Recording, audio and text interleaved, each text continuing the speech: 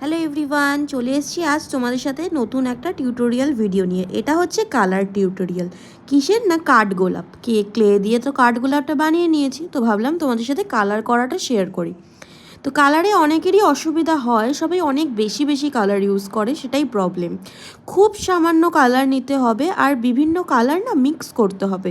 Mix করে করে তোমার যে কালারটা ভালো লাগবে সেটা দিতে হবে, না কি পার্টিকুলার একটা কালার দিয়ে দিতে হবে। আর কালারটাকে একটু হালকা করে নিতে গেলে একটু জল নিয়ে নিতে হবে।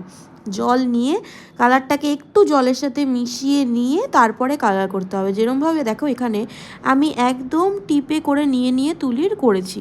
তো কেমন লাগলো কাঠগোলাপটা অবশ্যই জানিও, ভালো লাগলে লাইক করো। আর যদি অন্য কিছু টিউটোরিয়াল দেখতে চাও অবশ্যই জানিও, আমি তোমাদের সাথে শেয়ার করার চেষ্টা করব। তো এই হচ্ছে ফাইনাল লুক। অবশ্যই একটা লাইক করো আর ভালো লাগলে শেয়ার করতে পারো।